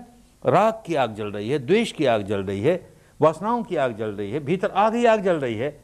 और इनपुट क्या दे रहे हो? जो कुछ देख रहे हो वो राग का ही इनपुट दे रहे हो, द्वेष का ही इनपुट दे रहे हो, वासनाओं का इनपुट दे रहे हो। तो इस जलती हुई आग में थोड़ी आग और डाल रहे हो, कोई प्रतिक्रिया नहीं होगी। जलते हुए चूल्हे में थोड़े से गर्म अंगारे और डाल के देखो तो कोई छूछा नहीं करेगा, बड़े प्यार से स्वीकार कर लेगा। ठंडा पानी डालो तो स्वीकार नहीं करेगा। तो जैसे ही हमने वीतरागता का क्षण, एक क्षण का राग विहीन अवस्था, एक क्षण की द्वेष विहीन अवस्था, एक क्षण की मोह विहीन अवस्था, जैसे ही इस राग के अंगारों को, द्वेष के अंगारों को, मोह के अंगारों को छूती है तो यह प्रतिक्रिया होगी ही। तो और साधनाओं में, इस साधनाओं में ये भिन्नता है, ये समझ लेनी चाहिए कि हमने शुद्ध सांस का सहारा लिया और उसके प्रति जागते हुए कोई राग नहीं जगने दिया, द्वेष नहीं जगने दिया, मोह नहीं जगने दिया, भले एक क्षण के लिए। ऐसे दिन भर में कितने क्षण आए होंगे, उन क्षणों ने अपना काम करना शुरू कर दिया, बड़ा कल्याण होने लगा, बड़ा कल्याण होने लगा। काम बहुत करना है, बहुत लंबा रास्ता है और काम खुद ही करना पड़ेगा, किसी की कृपा काम नहीं आएगी। कोई कृपा ये कर देगा, उस रास्ते पर चला होगा तो बड़े प्यार से रास्ता बता देगा, बस काम स्वयं करना पड़ेगा और इन सारे संकटों में से गुजरना पड़ेगा। तो दो चार बातें हैं साधक को, नए साधक को अच्छी तरह समझ लेनी चाहिए। अभी से समझ लेंगे तो काम हल्का हो जाएगा, काम ठीक से करोगे। एक बात तो ये खूब अच्छी तरह समझ लेना चाहिए कि कल रात से ही जैसे सांस का काम शुरू किया, तब से ही अपने मानस का ऑपरेशन होना शुरू हो गया। जब हमारे शरीर का ऑपरेशन होता है तो कोई और करता है, हम नहीं करते, कोई सर्जन करता है। और जब शरीर का ऑपरेशन हो रहा है, पीड़ा तो बहुत होती है, उस समय हमको कोई सूंघनी सुंघा दी जाती है, कोई एनेस्थेशिया सुंघा दिया, तो हमें पता ही नहीं क्या हो रहा है। हो गया ऑपरेशन, उसके बाद उस सूंघने का असर निकला, तब पता लगा ये तो मन का ऑपरेशन है। उससे ज़्यादा गंभीर ऑपरेशन है, कोई एनेस्थेशिया नहीं, कोई सूंघनी नहीं, सजग होकर के कोई दूसरा करेगा नहीं, खुद को करना है। तो शरीर के ऑपरेशन से भी कहीं ज़्यादा नाजुक काम है, तो कठिनाइयाँ आएंगी, पीड़ाएं आएंगी, घबराना नहीं। घबरा करके ये समझो कि मैं तो छोड़ के भाग जाऊंगा, तो अपना बहुत बड़ा अमंगल कर लोगे, बहुत बड़ी हानि कर लोगे। इसीलिए जो लोग आते हैं, आने के पहले ही पत्रों द्वारा पूछते हैं, बाबा 10 दिन पूरा रह सकोगे ना? बहुत कठिन काम है, तपना है, बहुत कड़े नियम है यहाँ के, पाल सकोगे ना, रह सकोगे ना? फिर आने के बाद भी यहाँ फिर हिलाते हैं, फिर पूछते हैं रह सकोगे ना? नहीं तो अभी समझ शामिल हो। शामिल हो गए, ऑपरेशन शुरू हो गया और फिर समझे कि हम भाग जाए यहाँ से और हमको छुट्टी मिल जाएगी, सहायक आचार्य से छुट्टी मिल जाएगी कि आचार्य से छुट्टी मिल, कोई नहीं छुट्टी देगा। किसी आदमी के शरीर का ऑपरेशन चलता हो, आधा सा ऑपरेशन होवे और उसे होश आ जाए, वो कहे डॉक्टर साहब बंद करो, बाकी ऑपरेशन फिर कराएंगे, तो कौन डॉक्टर छोड़ देगा उसे? उसकी हानि होगी ना, कोई डॉक्टर नहीं छोड़ेगा। ऐसे ही कोई अनुमति नहीं देगा, ऑपरेशन शुरू हो गया अब जाएं, असंभव बात, किसी कीमत पर। वो बातें 50 बनाएगा, उसका मन भी कहेगा अरे वो अमुक केस हमारा था, उसकी तो तारीख परसों ही है, हमको तो ख्याल ही नहीं रहा, वो हमारा वो प्रॉब्लम था, वो हमारा वो लड़का वहाँ बीमार है, वो लड़की बीमार है, वो पत्नी ऐसी है, वो पति ऐसा है, अरे रे रे बहुत ज़रूरी था, ये अगली बार आएंगे। ये सारी बातें उठने वाली हैं, मन को बड़ा दृढ़ करना होगा कि हमको छुट्टी मिलने वाली नहीं, ऑपरेशन शुरू हो गया है, आधा ऑपरेशन करके जाने में हमारी हानि होगी, हम नहीं जाएंगे, ये कठिनाई कल आने वाली है। आज दिन भर ऑपरेशन किया ना, तो दूसरे दिन इस तरह भागने का मन होता है, या फिर चौथे दिन इससे गहरा ऑपरेशन करने की विद्या सिखाएंगे, विपश्यना सिखाएंगे, तो 5वें दिन उसका जब काम करोगे गहरा, तो छठे दिन फिर देखेंगे, फिर भागने को जी चाहेगा। इन वर्षों के हजारों लोगों के अनुभव से जानते हैं कि जो जो व्यक्ति भागने के लिए व्याकुल हुआ वो दूसरे दिन हुआ या छठे दिन हुआ, और किसी दिन भी कोई हो जाता है, पर अधिकांश लोग दूसरे दिन छठे दिन। तो जब जब ऐसे मन में आए तो सोचो आज दूसरा दिन है ना, हमको पहले ही कह दिया गया था नहीं भागेंगे हम, आज छठा दिन है ना, नहीं भागेंगे हम, अरे किसी दिन भी आए ऐसे नहीं भागेंगे हम, हमको सामना करना है, अपनी खोट निकालनी है ना, नहीं भागेंगे। ऐसे मन को मजबूत करना होगा। मन को मजबूत करने के थोड़े से काम और करने पड़ेंगे मन को मजबूत करने के लिए। एक तो ये कि हम यहाँ तपने आए हैं, तो जो तपने का समय है सुबह 4:30 से 6:30 बजे तक, फिर 8 से 11 बजे तक, फिर 1 से 5 बजे तक, फिर 6 से 9 बजे तक, बीच में ये थोड़ा प्रवचन का समय छोड़ करके बाकी सारा तपने का समय, ध्यान करने का समय, उस समय अभी से मन को दृढ़ करें, चाहे जो कुछ हो जाए। ध्यान करने के सिवाय और कोई काम नहीं करेंगे कि नहाना है, धोना है, खाना है, पीना है, ये करना रह गया, वो करना रह गया, कुछ नहीं, चाहे जो कुछ हो जाए, हमको इस समय तो ध्यान ही करना है। मनोबल बढ़ेगा, मन मजबूत होगा, यही करना है, दूसरा कुछ नहीं। और इसमें भी 3 बार 1-1 घंटे इस हॉल में आकर बैठेंगे ही, सुबह 8 से 9 बजे, दोपहर को 2:30 से 3:30 बजे, और शाम को 6 से 7 बजे। चाहे जो कुछ हो जाए, जो कुछ और काम करना है पहले निपटा लेंगे अपना। सुबह 8 बजे हॉल में बैठना है तो 8 बजने में 1 मिनट बाकी होगी तभी आ जाएंगे, और 9:01 होगी तभी बाहर जाएंगे। इतने भले यहां बैठे हुए पांव बदलना है, पांव बदला, हाथ बदलने हाथ बदले, कुछ भी किया, लेकिन काम करते रहे अपना साथ साथ। 4-5 दिन के बाद तो ये भी होगा कि पांव भी नहीं बदलेंगे। अभी नहीं, घबराओ मत, अभी पांव बदल सकोगे। अभी तो 1 घंटे हमको इस हॉल में रहना है, चाहे जो कुछ हो जाए। ये अपना मनोबल बढ़ाने के लिए, मन को मजबूत करना है ना। हमने निर्णय किया है, अधिष्ठान किया है, नहीं जाएंगे, 1 घंटे यहां रहेंगे ही। तो जो समय हमें दिया उसके 1 मिनट पहले, जो समय दिया उसके 1 मिनट बाद यहां से निकलेंगे। ऐसे मन को मजबूत करेंगे। और हर 1 घंटे की बैठक के बाद 5-4 मिनट का समय मिलेगा, विश्राम करके फिर आ सकते हैं, फिर अपना काम शुरू कर देंगे, लेकिन उस 1 घंटे खूब दृढ़ता से। और एक बात ख्याल रखेंगे कि किसी भी कीमत पर, ये अपनी सुरक्षा के लिए, किसी भी कीमत पर ये तपोभूमि की जो सीमा है, सीमा बांध रखी है, लोग यहीं ध्यान करेंगे, इसके बाहर कदम नहीं रखेंगे। इन 10 दिनों इसके बाहर कदम नहीं रखेंगे। जैसे हॉस्पिटल में भर्ती होते हैं और जब ऑपरेशन चलता है तो ऑपरेशन थिएटर में जब चले गए तो उस समय ऑपरेशन करने वाले लोग कितने सजग हैं कि बाहर का कोई आदमी आके पेशेंट से नहीं मिल सकता, रोगी से, रोगी बाहर जाके किसी से नहीं मिल सकता, उसको वहीं रहना पड़ता। ऑपरेशन चल रहा है ना, घाव खुले हैं, न जाने किस तरह के कोई कीटाणु उसमें आ जाए, कितनी बड़ी कठिनाई हो जाए। ऐसे ही मन का ऑपरेशन चल रहा है। तपोभूमि के भीतर सुरक्षित हो, बाहर गए घाव खुला है, न जाने क्या खींच लोगे, अपनी हानि कर लोगे। भूल करके भी बाहर नहीं जाना, इस बात को ख्याल रखना। और एक बात, ये कभी कभी ये चाहेगा कि ध्यान के समय ध्यान तो करना है, ये बात तो ठीक है, अंदर बड़ा घुटन मालूम होती है, भीतर क्यों, बाहर बैठ के करेंगे। अभी नहीं, जब तक इस विद्या में खूब न पक जाओ, कुछ शिविरों के बाद जाके पकोगे। खुले में नहीं ध्यान करना, जब तक नहीं पक जाते हो तो ऐसी जगह, चाहे अपने कमरे में, चाहे यहाँ, या जिनको शून्यागार मिलता है वो शून्यागार में, कि जहाँ सीधी हवा हमको न लगे और जहाँ सीधी रोशनी हमारी बंद आंखों पर भी न पड़े, ऐसे स्थान पर ही करें। क्योंकि इस वक्त नया नया काम है। अगर सीधी हवा हमारे होठ पर लग रही है तो नाक से जो हवा बहती है, ये सांस, उसका छूना ही नहीं मालूम होगा। इसलिए बहुत जरूरी है कि हम ऐसे स्थान पर नहीं बैठें जब बाहर की हवा लगे। आंखें बंद हैं और उस पर रोशनी पड़ रही है तो अंतर्मुखी होकर के भीतर की सच्चाइयों को देखने के काम में बाधा खुरी हो जाएगी। इसलिए बाहर नहीं बैठेंगे, ये ख्याल रखेंगे। और एक बात ख्याल रखेंगे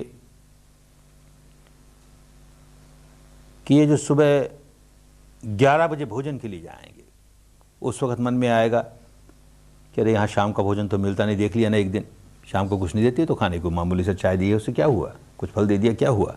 और मैं तो एक बार में 4 रोटी खाने वाला, 3 बार खाने वाला, 4 बार खाने वाला, यहाँ तो एक ही बार। तो जी चाहेगा कि शाम की रोटी अभी खा लूँ। और हमारे मार्गदर्शक बार बार कहते हैं बड़ा परिश्रम करना है, बड़ा पुरुषार्थ करना है, बड़ी लड़ाई लड़नी है अपने भीतर, तो शरीर से मजबूत होंगे तभी ना। तो 8 ही क्यों 10 रोटी खा लूँ। अरे फिर साधना वादना नहीं होगी। एक बार में 4 रोटियां खाने की जिसकी आदत हो वो 3 खा करके हाथ खींच ले। अपने पेट का 1/4 हिस्सा 2400 घंटे खाली रहना चाहिए तो साधना होगी। भर लोगे और ठूस ठूस के भर लोगे, कोई साधना नहीं होगी, कर नहीं पाओगे। इतनी ऊंघ आएगी, इतनी बाधाएं होंगी, कभी नहीं करना भूल करके भी। दोनों अतियों से बचना है। जो व्यक्ति इस पागलपन में पड़ जाए कि हमको ये अंतर तप करने के लिए बाहिर तप ऐसा करना चाहिए कि हम तो उपवास करेंगे, कुछ नहीं खाएंगे, वो एक पागलपन है। एक अति है जो हमको नुकसान कर देगी, हमको आगे बढ़ने नहीं देगी। और दूसरी अति है कि खूब ठूस ठूस के खाएंगे, मौका मिला है खाएं ना, शाम का हम भी खा लेना, काम नहीं कर पाएगा। दोनों के बीच का मध्यम मार्ग युक्ताहार विहारस्य, उतना ही आहार जितना कि हमको जीवित रखने के लिए आवश्यक है, इससे अधिक नहीं। इस बात का ख्याल रखेंगे। और एक बात का ख्याल रखेंगे, ये जो कल कह दिया था कि बहुत आवश्यक हो तो अपने शरीर को आराम दे सकते हो, लेट सकते हो, और साथ साथ ये भी कह दिया कि 5 मिनट से अधिक नहीं। तो सोचेगा आदमी, लेटने में बड़ा आराम आएगा, बहुत अच्छा लगेगा, सांस तो जान ही रहे हैं, लेटे लेटे जान रहे हैं। अरे ये इसलिए कहा गया कि लोग सो जाते हैं, तंद्रा आ जाती है। मैं बड़ा समझदार हूँ, हर आदमी अपने आप को बड़ा समझदार समझता है, बाकी सबको बेवकूफ़ समझता है। ये लोग सो जाते होंगे, मैं नहीं सोता, देख 10 मिनट हो गए ना, मैं नहीं सोता, 15 मिनट हो गए ना, मैं नहीं सोता, 20 मिनट हो गए ना, अरे आध घंटे होते होते तो खुर्राटे भरने लगे। और 1000 प्रयत्न करते हैं कि आश्रम बड़ा आदर्श आश्रम हो, तपोभूमि हो। आदर्श तपोभूमि में हर व्यक्ति अकेला एक कमरे में रहता है, अकेला एक शून्यागार में ध्यान करता है, 2 भी साथ नहीं रहते। पर ऐसा होते होते तो समय लगता है। बहुत से लोगों को साथ रहना पड़ता है कि डॉर्मेट्री में कई लोग हैं, और एक आदमी ने लेट करके खुर्राटे भरने शुरू किए कि अब तो खरबूजे को देख के खरबूजा रंग पकड़ने लगा, दूसरे का भी जी चाहेगा हम भी थोड़ी देर लेटें, हम भी थोड़ी देर लेटें। सारी डॉर्मेट्री खुर्राटों से भर जाएगी, धीरे धीरे सारा तपोवन खुर्राटों से भर जाएगा। अरे क्या करने आए थे, प्रतिक्षण सजग होने आए, और ये करने क्या लगे, बहुत खतरनाक है। तो कितनी ही असुविधा क्यों ना हो, 5 मिनट से अधिक एक बार में नहीं लेटें, अधिक से अधिक समय बैठ के ध्यान करें, इस बात का ख्याल रखें। और एक बात का ख्याल रखें, ये भारतीयों के लिए और बहुत आवश्यक है। हमारा एक राष्ट्रीय रोग है, भारत का राष्ट्रीय रोग है, बात करने के बड़े शौकीन हैं। कामशूर नहीं है, बात शूर है, बहुत बात, बतरस का ऐसा लोभ है। कोई कोई लोग तो इसलिए शिविर में नहीं आते कि आपके यहाँ 9 दिन तक मौन रहना पड़ेगा। अरे बाप रे बाप, मैं कैसे जाऊं, हमसे नहीं होगा, हम मौन नहीं रह सकते, बहुत बड़ा रोग है ये। अरे भाई, मौन नहीं रहोगे तो ये भीतर की यात्रा कैसे करोगे, बहिर्मुखी बहिर्मुखी रहे ना। और ये तो अंतर्मुखी होकर के भीतर की सच्चाई जाननी है, उसके लिए मन को मौन करना है। मन को मौन कैसे करोगे, वाणी को ही मौन नहीं रख सकते।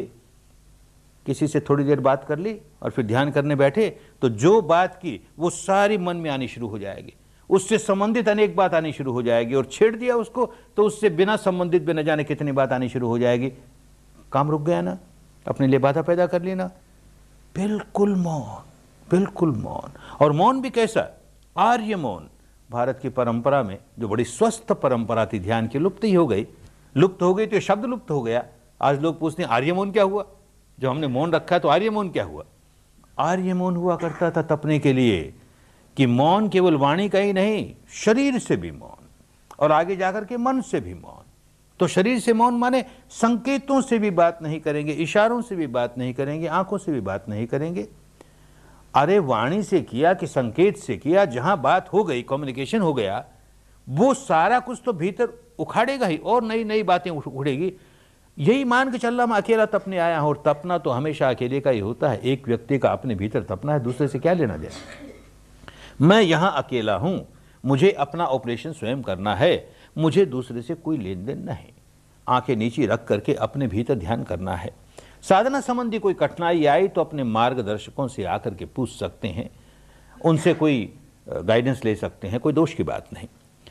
कोई व्यवस्था संबंधी सचमुच कठिनाई आई तो व्यवस्थापकों से दो शब्द कह सकते हैं ताकि कोई उसका समाधान हो जाए। वो भी कम से कम बहुत सजग रहेंगे। ये पूछना आवश्यक है ना, तो ही केवल बात करने के लिए चले गए, दिन भर मौन रहना पड़ता है, चलो बहाना मिला, 12 से 1 बजे अब तो चल के बात कर लें, ऐसा नहीं। बहुत आवश्यक हो तो ही, अन्यथा मौन रहकर काम करेंगे। जो व्यक्ति हमने देखा है, जो व्यक्ति 10 दिन के शिविर में आकर के इस मौन का पालन करता है वो छलांगे लगाते हुए आगे बढ़ जाता है, और जो व्यक्ति इस नियम को तोड़ता है और सारी बातें ठीक करते हुए भी बहुत पिछड़ जाता है, बहुत पिछड़ जाता है। तो भाई आए हो, घर बार छोड़ के आना आसान नहीं होता।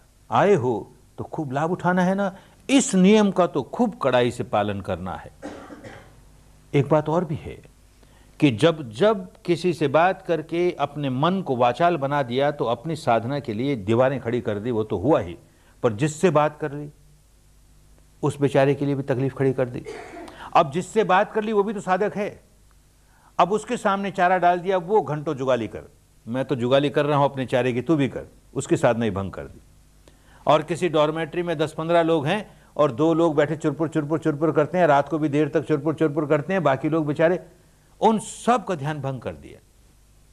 अरे अपने यहां किसी तपस्वी का तप भंग करने पर कितना बड़ा दोष। ये राक्षसों का काम होता था कि मुनियों की तपस्या भंग करे, तो राक्षसी वृत्ति जगाने नहीं आए, दैवी वृत्ति जगाने आए। हम किसी का तप भंग नहीं होने देंगे।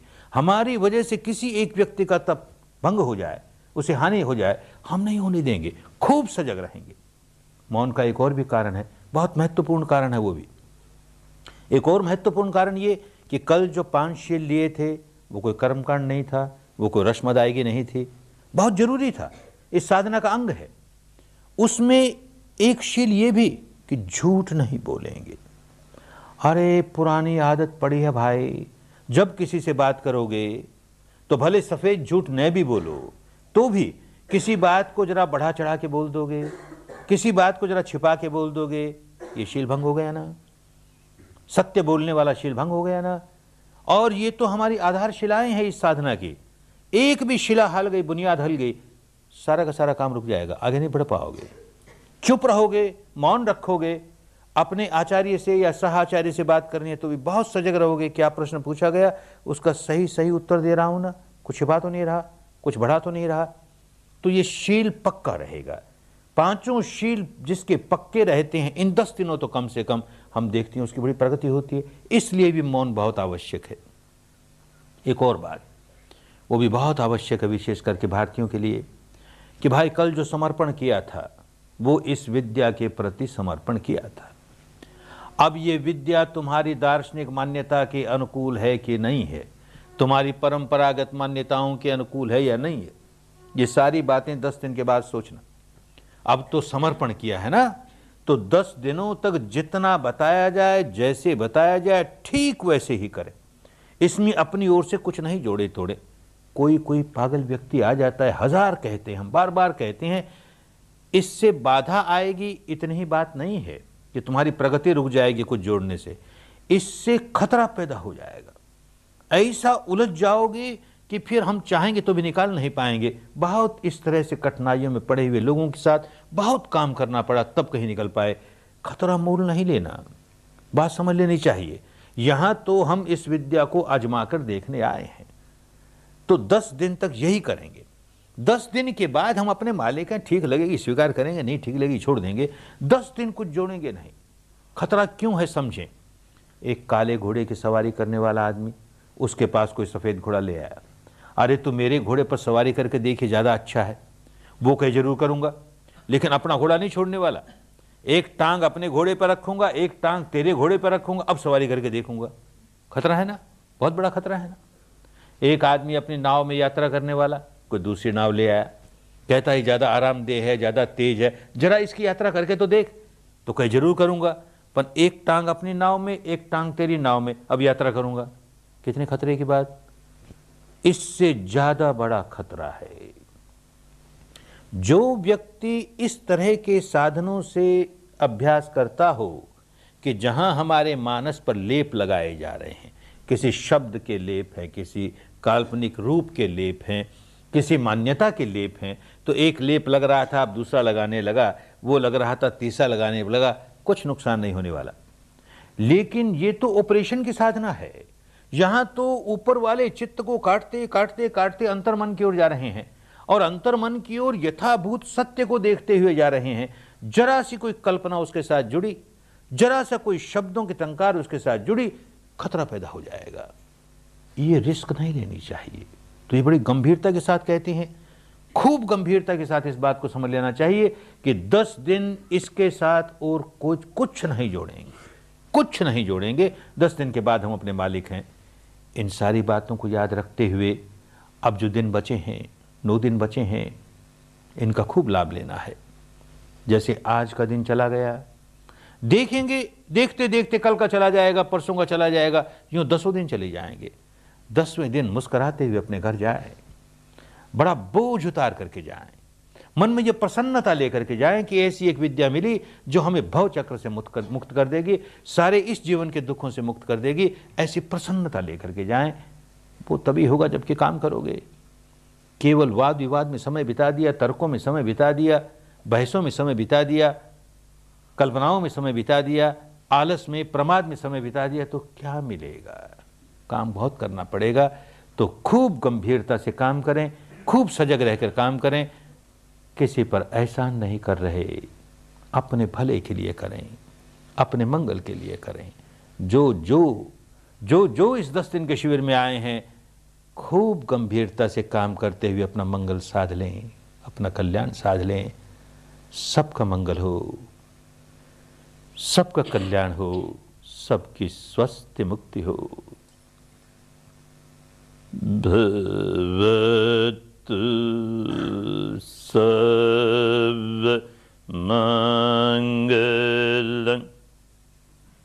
भवतु सर्वमङ्गलं,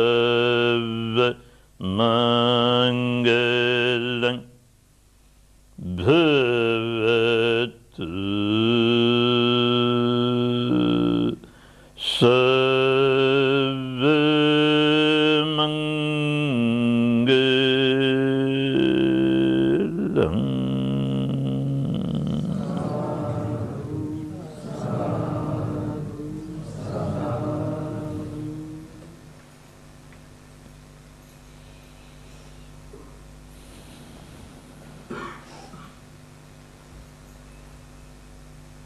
नए साधक साधिकाओं के लिए स्पष्टीकरण के 2 शब्द और। ये जो अभी धर्म चर्चा समाप्त करके मैंने 3 बार कहा भवतु सब मंगलं, और पुराने साधकों ने प्रत्युत्तर दिया, कहा साधु साधु साधु। ये क्या हुआ? इसे कोई कर्मकांड नहीं मान लें। पुरातन भारत की एक बड़ी स्वस्थ परंपरा थी। हमने बहुत सी स्वस्थ परंपराएं खो दी। एक ये भी स्वस्थ परंपरा खो दी। वो ये था कि जब कोई व्यक्ति अपने शरीर से, अपनी वाणी से या अपने चित्त से कोई भी ऐसा काम करता था जिसमें अन्य लोगों का भला समाया हुआ था, तो ऐसा काम बड़े मोद भरे चित्त से करता था और ऐसा काम पूरा करके बड़े मोद भरे चित्त से कहता था, मेरे इस कार्य से सबका मंगल हो, सबका मंगल हो। इसी को उन दिनों की भाषा में कहते थे भवतु सब मंगलं, भवतु सब मंगलम। ये बात वो बड़े मोद से कहता है। सुनने वालों के मन में भी ऐसा ही मोद जागे, तो उस मोद का अनुसरण करें, तो उसको अनुमोदन कहते थे। तो सुनने वाले भी उसी मोद भरे चित्त से, हम भी चाहते हैं ऐसा ही हो, सबका मंगल हो, सबका कल्याण हो। आपने बहुत ठीक कहा, आपने बहुत अच्छा किया। उसी को पुरानी भाषा में कहते थे साधु साधु साधु। साधु माने भला, अच्छा, बहुत अच्छा, बहुत अच्छा। ये मोद भरे चित्त से ऐसा कह सकें तो कहें, नहीं तो कर्मकांड नहीं बना लें, कुछ नहीं मिलेगा। सुने इस बात को कि ठीक किसी ने अपना भाव प्रकट किया कि मेरे इस कार्य से सबका मंगल हो, हम भी इसमें साथ देते हैं, सबका मंगल होना ही चाहिए, तो अवश्य साधुकार दें। अब 5 मिनट के लिए विश्राम कर लें और फिर थोड़ी देर और ध्यान करेंगे। 5 मिनट के लिए विश्राम कर लें।